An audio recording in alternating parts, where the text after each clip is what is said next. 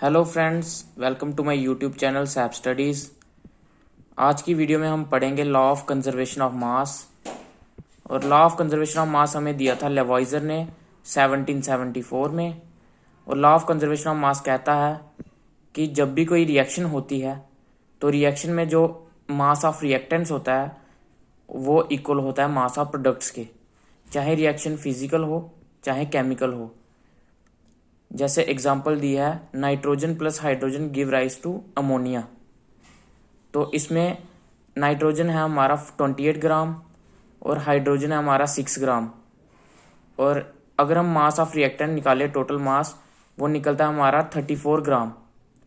और जब हम अमोनिया का मास करते हैं तो उसका भी निकलता है 34 ग्राम। तो इधर हमारा मास ऑफ रिएक्टेंट और मास ऑफ प्रोडक्ट इक्वल होता है। मतलब यही है कि मास ऑफ रिएक्टेंट्स और मास ऑफ प्रोडक्ट हमेशा इक्वल रहते हैं कोई भी रिएक्शन में। ये थी आपकी केमिकल रिएक्शन की एग्जांपल। अब एक फिजिकल रिएक्शन की एग्जांपल देते हैं। जैसे आइस जब वाटर में चेंज होती है, अगर हम आइस 10 ग्राम लेंगे तो वाटर भी हमें 10 ग्राम मिलेगा मेल्ट होके। अगली एग्जांपल है ग्रेफाइट और डायमंड की। ग्रेफाइट और डायमंड दोनों कार्बन की फॉर्म्स हैं और ग्रेफाइट के स्ट्रक्चर में कुछ चेंजेस लाके हम डायमंड बना सकते हैं, बट इनकी प्रॉपर्टीज चेंज हो जाती है। और अगर हम 10 ग्राम ग्रेफाइट लेंगे तो उससे 10 ग्राम डायमंड ही बनेगा। लॉ ऑफ कंजर्वेशन ऑफ मास को हम इनडिस्ट्रक्टिबिलिटी ऑफ मैटर भी बोलते हैं, जिसका मतलब ये है कि मैटर को ना ही हम कभी बना सकते हैं खुद से और ना ही हम उसको डिस्ट्रॉय कर सकते हैं, कोई भी चाहे केमिकल रिएक्शन हो। So matter can neither be created nor be destroyed in a chemical reaction। इधर हमारा लॉ ऑफ कंजर्वेशन ऑफ मास खत्म होता है और अगला टॉपिक है हमारा law of constant proportion. Law of constant proportion हमें जे.एल. प्राउस्ट ने दिया था 1799 में।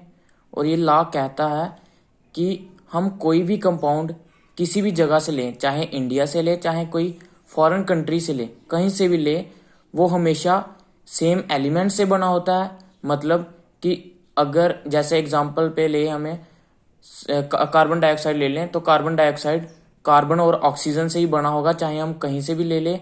और उसकी मात्रा भी सेम रहेगी, मतलब वो फिक्स्ड प्रोपोर्शन में रहेगा।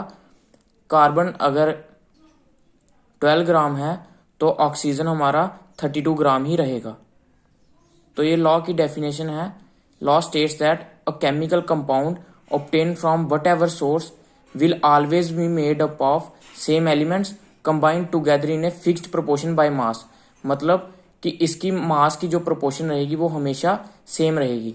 जैसे एग्जांपल है हमारी वाटर।